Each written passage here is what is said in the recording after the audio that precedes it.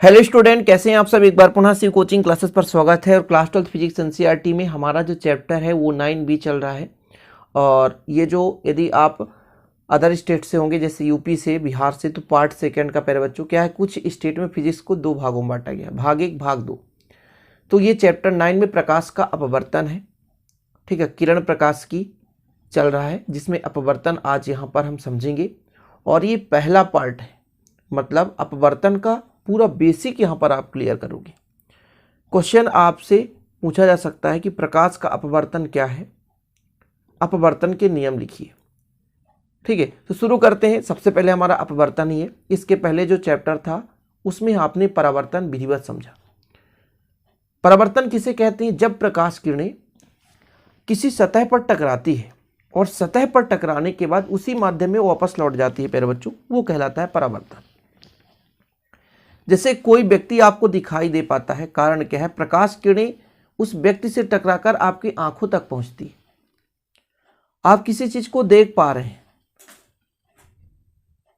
जैसे आप क्लासरूम में बैठे हैं, ब्लैक बोर्ड को देख पा रहे हैं, व्हाइट बोर्ड को देख पा रहे हैं। इसका कारण क्या है कि प्रकाश किरणें उस सतह पर टकराई है और टकराने के बाद आपकी आंखों तक पहुंची है, इस कारण से आप उसको देख पा रहे हैं। वहां पर प्रकाश का परावर्तन है। लेकिन आप एक पात्र ले लें, उसमें पानी भर दें और एक छोटा सा टुकड़ा उसमें डाल दें, तो आप ये देखेंगे कि पानी के अंदर भी वो टुकड़ा दिखाई देता है। इसका क्या कारण है? तो इसका कारण है अपवर्तन। आप अपने घर में एक बड़ा सा पात्र लें, उसमें पानी डालें और पानी में प्यारे बच्चों आप क्या डाल दें, एक छोटा सा टुकड़ा, ग्लास, लोटा, कुछ भी डाल दें। आप देखेंगे कि वो छोटा सा टुकड़ा भी दिखाई देगा। ग्लास डालेंगे, ग्लास भी दिखाई देगा। एक लकड़ी भी डाल दें, वो भी दिखाई देगा। इसका कारण क्या है? कारण है प्यारे बच्चों, वहां पर प्रकाश का कुछ मात्रा में परावर्तन भी होता है और अपवर्तन तो होता ही होता है। इस कारण से एक माध्यम से दूसरे माध्यम से वस्तु दिखाई देती है। हम देख पा रहे होते हैं वायु के माध्यम से, लेकिन हमें दिखाई देता है वो जल के माध्यम का। ये हमारा अपवर्तन है। कार में आप बैठे हैं, ठीक है, गेट में शीशा लगा होता है प्यारे बच्चों, लेकिन फिर भी आप बाहर की वस्तु को देख पाते हैं। इसका कारण क्या है? अपवर्तन। क्योंकि प्रकाश किरणें एक माध्यम से दूसरे माध्यम में जा सकती है, यह कहलाता है प्रकाश का अपवर्तन। तो कहने का मतलब आप अपवर्तन बहुत अच्छे तरीके से समझ गए कि जब कोई प्रकाश किरण एक माध्यम से दूसरे माध्यम में प्रवेश करती है तो वह अपने पथ पर विचलित हो जाती है, यानी कुछ उसका बदलाव हो जाता है। और इस परिघटना को हम प्रकाश का अपवर्तन कहते हैं। जैसे मान लीजिए वायु से प्रकाश किरणें कांच में प्रवेश कर रही है, तो वो थोड़ा सा अभिलंब के पास झुकेगी, और यदि कांच से वायु में जाते हैं तो अभिलंब से दूर हटती है। आपने देखा है प्यारे बच्चों, रात के समय में तारे टिमटिमाते हुए नजर आते हैं, क्योंकि तारों की जो किरणें होती, प्रकाश किरणें हमारे आंखों तक पहुंच पाती है, लेकिन भिन्न भिन्न माध्यमों में चलने के कारण कभी वो अभिलंब के पास झुकती है, कभी अभिलंब से दूर जाती है। तो इस कारण से तारे टिमटिमाते हुए नजर आते हैं। तो तारों का टिमटिमाना, इसका कारण क्या है? अपवर्तन। बहुत ज्यादा कुछ हो गया। अब परिभाषा देखते हैं कि जब प्रकाश किरण एक माध्यम से दूसरे माध्यम में प्रवेश करती है तो वह अपने पथ में विचलित हो जाती है। इस परिघटना को प्रकाश का अपवर्तन कहते हैं। ठीक है, व्यापक रूप से माध्यम बदल जाने के कारण प्रकाश किरण का अपने पथ से विचलित हो जाना प्रकाश का अपवर्तन कहलाता है। तो एक ही परिभाषा आपको लिखना है कि जब प्रकाश किरण एक माध्यम से दूसरे माध्यम में चलती है तो भैया उसके मार्ग में क्या हो जाता है? विचलन हो जाता है। तो यह परिघटना प्रकाश का अपवर्तन कहलाता है। जैसे ये डायग्राम आपको दिख रहा होगा, ये आपका कांच है प्यारे बच्चों। ये प्रकाश किरण यहां से चल रही है और जब कांच में जाती है थोड़ी सी झुक जाती है, सीधा नहीं दिखाई देगा, थोड़ी सी झुकती है। क्यों? क्योंकि ये सघन माध्यम नहीं है, ये विरल माध्यम है और कांच सघन माध्यम है। और हमने आपको अभी बताया ना कि जब विरल माध्यम से सघन माध्यम में कोई प्रकाश किरण चलेगी तो अभिलंब की ओर झुकेगी। कहां झुकेगी? अभिलंब की ओर झुकेगी। और यही प्रकाश किरण प्यारे बच्चों जब कहां से, सघन माध्यम से विरल माध्यम, पुनः ये वायु में चल रही, नीचे पुनः वायु है, तो जब पुनः वायु में चली तो जो प्रकाश किरण है अभिलंब से दूर हट गई। समझ गए? यानी प्रकाश किरण जब विरल से सघन में जाती है तो अभिलंब की ओर झुकती है। और यही प्रोसेस मैंने कहा ना कि जब तारे टिमटिमाते हुए नजर आते हैं, इसका कारण क्या है कि तारे से जो प्रकाश किरणें चलती हैं तो कई माध्यम में, कभी अभिलंब के पास झुकती हैं, कभी अभिलंब से दूर जाती हैं। तो ऐसे ऐसे टेढ़े मेढ़े गति करते हुए हमारे आंखों तक पहुंचती है। इस कारण से तारा टिमटिमाता हुआ नजर आता है। क्लियर है? ये जो है आपतन कोण है और आर जो है अपवर्तन कोण है। ठीक है, देखिए परावर्तन कोण अब यहां पे नहीं मानेंगे, यहां पर अपवर्तन कोण मानेंगे। आई क्या है? आपतन कोण और आर क्या है? अपवर्तन कोण। यमन क्या है? अभिलंब है। ये प्रकाश किरण आपतित है, अपवर्तन के फलस्वरूप कांच पर चलती है और पुनः अपवर्तन के फलस्वरूप वायु में चली जाती है। तो एक चीज आपको नोट डाउन करना है कि जब प्रकाश किरणें विरल से सघन में जाती है तो अभिलंब के पास झुकती है, और सघन से विरल जाती है तो अभिलंब से दूर झुकती है, यानी दूर जाती है। ठीक है, आपसे यदि क्वेश्चन में पूछा जाए अपवर्तन किसे कहते हैं, अपवर्तन के नियम, तो पहला है आपतित किरण, अपवर्तित किरण और अंतरापृष्ठ पर अभिलंब तीनों एक ही समतल पर होते हैं। यानी जो किरणें आ रही है, जो किरणें जा रही हैं और अभिलंब, तीनों का तल एक ही होगा और एक ही बिंदु होगा। दूसरा है आपतन कोण की ज्या और अपवर्तन कोण की ज्या में एक निश्चित अनुपात होता है। आपतन कोण की ज्या, ज्या मतलब साइन, ज्या मतलब साइन, ये साइन आई, और अपवर्तन कोण की ज्या में एक निश्चित अनुपात होता है। ये दूसरा नियम है जिसे हम स्नेल का नियम भी कहते हैं, जिसे हम क्या कहते हैं? स्नेल का नियम कहते हैं। बिल्कुल नोट डाउन करें। आपतन कोण की ज्या और अपवर्तन कोण की ज्या में एक निश्चित अनुपात होता है, जिसे हम पहले माध्यम के सापेक्ष दूसरे माध्यम का अपवर्तनांक भी कहते हैं, और इसे स्नेल के नियम के नाम से भी जाना जाता है। क्यों? क्योंकि प्यारे बच्चों 1621 में डच वैज्ञानिक स्नेल ने इसे ज्ञात किया था। सर्वप्रथम किसने? 1621 में, सॉरी 81 बोला मैंने, 1621 में। कब? 1621 में। ठीक है, नोट डाउन कर ले, क्योंकि 1621 में डच वैज्ञानिक स्नेल ने इसे ज्ञात किया था, इसलिए इसे स्नेल का नियम कहते हैं। तो अब आपने अपवर्तन और अपवर्तन के नियम को सीखा। मतलब यदि क्वेश्चन आ जाए अपवर्तन किसे कहेंगे, अपवर्तन के नियम को लिखिए, तो अपवर्तन की परिभाषा देना है, डायग्राम बना देना और ये दो नियम लिख देना। चलिए अगला हमारा टॉपिक है इस चैप्टर के अंतर्गत माध्यम। माध्यम किसे कहते हैं, कितने प्रकार के होते हैं? तो सबसे पहले माध्यम की परिभाषा लिखेंगे आप लोग कि जिन पदार्थों में से प्रकाश संचरित हो जाता है उन्हें माध्यम कहते हैं। मतलब प्रकाश का गमन हो जाना, चाहे वो वायु भी हो सकता है, निर्वात भी हो सकता है, कांच भी हो सकता है, जल भी हो सकता है। ठीक है, तो जिन माध्यम में प्रकाश संचरित हो जाए उसे हम क्या कहेंगे? माध्यम कहेंगे। और जहां प्रकाश संचरित ना हो वो माध्यम नहीं कहलाएगा। जैसे ईंटा का मतलब ईंटा ले लें या पत्थर ले लें, क्या उसके अंदर प्रकाश किरणें जा पाती है? नहीं, वो माध्यम नहीं कहलाएगा। वायु ले लें, कांच ले लें, जल ले लें, इनमें प्रकाश किरणें चल पाती हैं? जी हाँ, तो ये माध्यम कहलाएगा। एग्जाम्पल मैं बता रहा हूँ कि जिनमें प्रकाश किरणें संचरित हो जाती हैं, मतलब प्रकाश किरणें चल पाती हैं, तो उसे हम कहते हैं माध्यम। माध्यम दो प्रकार से हो सकता है, एक विरल माध्यम और एक सघन माध्यम। माध्यम कितने प्रकार? दो प्रकार से, एक विरल माध्यम और दूसरा सघन माध्यम। जिन माध्यम का प्रकाशिक घनत्व तुलनात्मक रूप से कम होता है उसे विरल माध्यम कहते हैं। प्रकाशिक घनत्व तुलनात्मक रूप से कम होता है उसे विरल माध्यम, यानी जिनके कण दूर दूर होते हैं उसे हम सघन माध्यम, विरल माध्यम कहेंगे। जैसे कांच की तुलना में वायु विरल माध्यम है। कांच थोड़ा सघन है, इसके अणु पास पास में है, लेकिन वायु जो है विरल है क्योंकि इसके अणु दूर दूर होते हैं। कांच की तुलना में जल विरल होता है। इसी प्रकार से सघन की बात करेंगे कि जिस माध्यम का प्रकाशिक घनत्व तुलनात्मक रूप से अधिक होता है उसे हम सघन माध्यम कहते हैं। जैसे वायु की तुलना में इसका अपोजिट कर देंगे, कांच, वायु की तुलना में कांच सघन है, जल की तुलना में कांच सघन है। ठीक है, ये क्लियर। अब दो चीज मैंने आपको नोट डाउन कराया था कि जब प्रकाश किरण विरल माध्यम से सघन माध्यम में प्रवेश करती है, जब प्रकाश किरण विरल माध्यम से सघन माध्यम में प्रवेश करती है तो अभिलंब की ओर झुक जाती है। ये चीज मैंने बताया था। यहां पर आप लोग नोट डाउन करेंगे डायग्राम को कि यहां पर देखिए एक विरल माध्यम बनाया गया, एक सघन माध्यम बनाया गया। प्रकाश किरण कहां से चलती है? विरल माध्यम से चलती है। और कहां चल रही है? सघन माध्यम में। ये आपका अभिलंब है, तो ये आपतन कोण है या अपवर्तन कोण। देखिए अभिलंब के पास झुकती है। ये जो प्रकाश किरणें आपतित हुई अपवर्तन के फलस्वरूप इधर जा रही है, लेकिन प्यारे बच्चों ये जो विरल से जब सघन में प्रवेश करती है तो अभिलंब के पास झुक जाती है। नोट डाउन करेंगे आप लोग। ठीक है, यहां पर यदि मैं आपसे कहूं कि कौन सा कोण बड़ा है, आपतन कोण की अपवर्तन कोण, तो आप सिंपल तरीके से कहेंगे आपतन कोण बड़ा है अपवर्तन कोण से। तो कितना विचलन हुआ है इसमें, तो बड़े वाले में से छोटे वाले को घटा देंगे।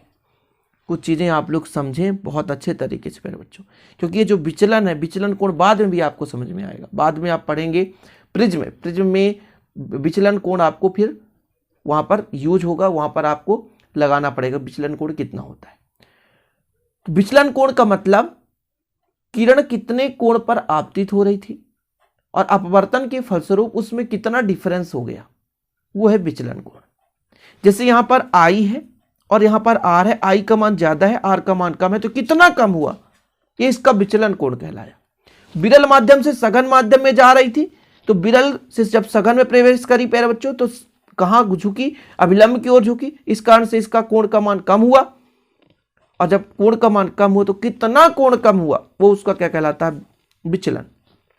ठीक है, तो थोड़ा सा यहां पर आप लिख सकते हैं कि आपतन कोण अपवर्तन कोण से बड़ा, बिल्कुल हाँ, आई का मान आर से बड़ा है, आई का मान आर से बड़ा है, आई ग्रेटर देन आर, यानी आई जो है बड़ा है आर से। तो फिर विचलन कितना निकला प्यारे बच्चों, प्रकाश कण का विचलन कितना निकला, ये डेल्टा है, आई में आर घटाएंगे, क्यों, क्योंकि आई बड़ा है और आर छोटा है, कितना छोटा है, वो उसका विचलन हो गया। दूसरा चीज हमने बताया था कि इसका अपोजिट कर दें, कि यदि किरण सघन माध्यम से विरल में जाए तो अभिलंब से दूर हटेगी। ये आपका सघन माध्यम है और ये विरल माध्यम, तो अभिलंब से दूर हट गई। अब इसका अपोजिट है, सेम अपोजिट है, कुछ भी नहीं करना, टू कॉपी है, मात्र अपोजिट, कि जब सघन से विरल में जाते तो अभिलंब से दूर हटती है। यहां पर कौन बड़ा होगा, आई बड़ा होगा कि आर, तो यहां पर प्यारे बच्चों आई छोटा होगा, आर बड़ा होगा, यानी आई लेस देन आर। तो फिर अपन क्या करेंगे, आर में आई घटाएंगे, तब इसका विचलन आ जाएगा। तो एक दूसरे के अपोजिट है, जब सघन से विरल में जाएगा तो अभिलंब से दूर हट रहा है, लेकिन इसके पहले हमने बताया जब विरल से सघन में जा रहा है, मतलब माध्यम विरल है, उसके अणु दूर दूर है, कण दूर दूर है, उस सघन में प्रवेश कर रहा है, तो फिर अभिलंब के पास झुकेगा। अब इसके बाद स्टूडेंट आपको पढ़ना अपवर्तनांक क्या है, अपवर्तनांक के प्रकार और इसके बाद इसकी निर्भरता, ये चीज और देखना है, तो वीडियो को अंत तक देखते रहिए। शुरू करते हैं अपवर्तनांक। अपवर्तन का दूसरा नियम आपने पढ़ा कि जो आपतन कोण है उसकी ज्या और जो अपवर्तन कोण है उसकी ज्या में एक निश्चित अनुपात होता है, और जो भी इसका मान आएगा वही कहलाएगा अपवर्तनांक। क्या कहलाएगा, अपवर्तनांक। क्या प्यारे बच्चों, अपवर्तनांक, जिसे स्नेल ने दिया था 1621 में। ठीक है, स्नेल का नियम भी कहते हैं, तो ये है अपवर्तनांक। ठीक, तो आपतन कोण की ज्या और अपवर्तन कोण की ज्या में एक निश्चित अनुपात होता है, जिसे हम क्या कहते हैं, अपवर्तनांक कहते हैं।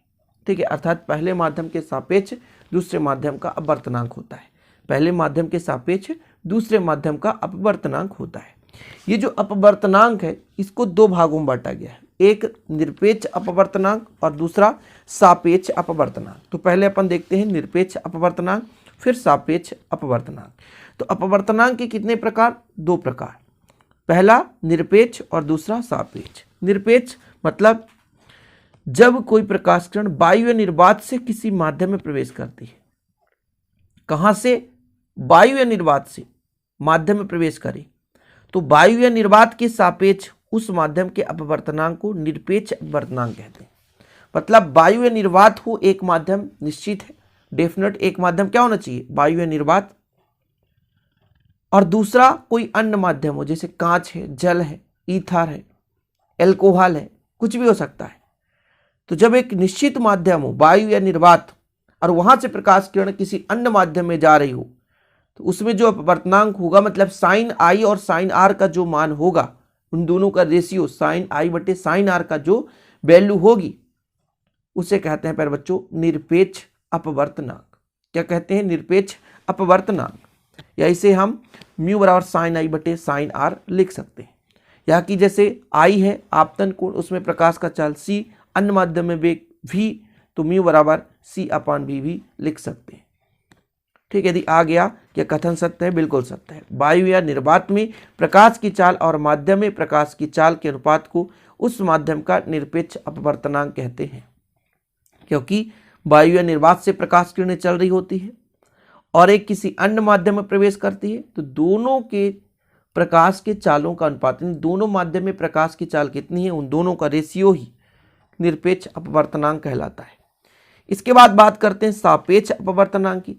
तो सापेक्ष में क्या होता है कि जब एक माध्यम से दूसरे माध्यम प्रवेश करता है, यहां पर वायु या निर्वात ना हो, कि जब प्रकाश किरण एक माध्यम से दूसरे माध्यम में प्रवेश करती है, तो पहले माध्यम के सापेक्ष दूसरे माध्यम के अपवर्तनांक को सापेक्ष अपवर्तनांक कहते हैं। दोनों चीज समझ गए ना। निरपेक्ष मतलब प्रकाश किरण वायु निर्वात से अन्य माध्यम में प्रवेश कर रही है। सापेक्ष मतलब प्रकाश किरण प्यारे बच्चों कहां से चल रही है, एक माध्यम से दूसरे माध्यम में प्रवेश कर रही है, उसे सापेक्ष अपवर्तनांक कहेंगे। ठीक है, इसे जैसे पहले माध्यम का वेग v1 है, दूसरे माध्यम का वेग v2 है, तब यदि इसका हम अपवर्तनांक निकालेंगे तो ऐसा लिख सकते हैं, पहले के सापेक्ष दूसरे का v1/v2, ये लिख सकते हैं। एक माध्यम के सापेक्ष दूसरे माध्यम का अपवर्तनांक, जैसे यहां पर हम लिख दिया 1μ2 = v1/v2। ये पूरा का पूरा प्यारे बच्चों प्रोवाइड कराया जाता है। और यदि इसका हैंड रिटन नोट्स जैसा आपको दिख रहा है, यदि लेना है तो 9685 29 91 49 पर कंटेक्ट करना है, मेरा पर्सनल नंबर है। हैंड रिटन नोट्स आपको मात्र 100 रुपये में प्रोवाइड कराया जाता है। तो उम्मीद करता हूँ आप लोग अच्छे से है ना तैयार कर लेंगे। यदि आपके पास नोट्स नहीं है तो कांटेक्ट कर सकते हैं। तो ये पहले माध्यम के सापेक्ष दूसरे माध्यम का अपवर्तनांक हो गया v1/v2। ठीक, ये हो गया। अपवर्तनांक की निर्भरता देखते हैं प्यारे बच्चों। अपवर्तनांक की निर्भरता क्या है, पहला माध्यम के जोड़े की प्रकृति पर। यदि विरल माध्यम के सापेक्ष सघन माध्यम का अपवर्तनांक 1 से अधिक होता है, किंतु सघन माध्यम के सापेक्ष विरल माध्यम का अपवर्तनांक 1 से कम होता है। यदि विरल माध्यम के सापेक्ष सघन माध्यम का देखें तो 1 से अधिक, और सघन माध्यम के सापेक्ष विरल माध्यम का अपवर्तनांक 1 से कम होता है। ये नोट डाउन करें। माध्यम के घनत्व पर, जिस माध्यम का प्रकाशिक घनत्व अधिक होता है उस माध्यम का अपवर्तनांक भी अधिक होता है। ठीक है, बिल्कुल सिंपल है। माध्यम के जोड़ी पर भी निर्भर करेगा।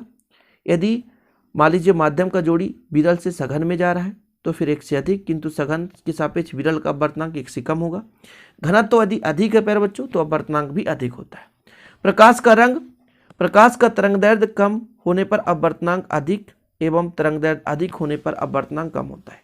तो तरंगदैर्ध्य का क्रम आपको पता है, बैजानी, हपी, नाला। ठीक है, लाल का जो तरंगदैर्ध्य सबसे ज्यादा होता है, लाल का तरंगदैर्ध्य सबसे ज्यादा होता है। और प्रकाश का तरंगदैर्ध्य जिसका ज्यादा है अपवर्तनांक उसमें कम होगा, मतलब लाल में अपवर्तनांक कम होगा। ठीक है, तो ये चीज आपको पता होना चाहिए। तरंगदैर्ध्य यदि अधिक है, जैसे लाल का तरंगदैर्ध्य अधिक है तो वहां पर अपवर्तनांक कम होगा। और बैगनी का तरंगदैर्ध्य कम है, बैजानी, हपी, नाला, तो बैगनी का तरंगदैर्ध्य कम है तो अपवर्तनांक उसका अधिक होगा। माध्यम के ताप पर, माध्यम का ताप बढ़ाने पर माध्यम के पदार्थ का घनत्व कम हो जाता है। ताप बढ़ाएंगे तो घनत्व कम होगा, और घनत्व कम है तो अपवर्तनांक भी कम होगा, क्योंकि पता है प्रकाशिक घनत्व यदि अधिक है तो अपवर्तनांक भी उसका अधिक होगा, लेकिन प्रकाशिक घनत्व कम है तो अपवर्तनांक भी कम होगा। ठीक है, तो ये अपवर्तनांक की निर्भरता है। यदि आपसे पूछ दिया जाए, मैं कोशिश यही करता हूँ प्यारे बच्चों कि आपके कोई भी टॉपिक छूट ना पाए, और अधिक से अधिक अब आपको वीडियो के माध्यम से अधिक टॉपिक कवर कराने की कोशिश करता हूँ कि एक वीडियो में 1 से अधिक टॉपिक हो जाए, ताकि कम समय में आप उस चीज़ को पढ़ सकें। और प्रीवियस वीडियो जो है आपको प्लेलिस्ट में मिल रहे होंगे, उम्मीद करता हूँ आप लोग तैयार करते होंगे। वीडियो पसंद आए तो लाइक करें, दोस्तों के साथ शेयर करें, और यदि नोट्स लेना ही आपको तो कॉन्टैक्ट कर सकते हैं 96 85 29 91 49 पर। ठीक है, चलिए बच्चों, मिलते हैं अगली वीडियो के साथ। तब तक के लिए जय हिंद, वंदे मातरम।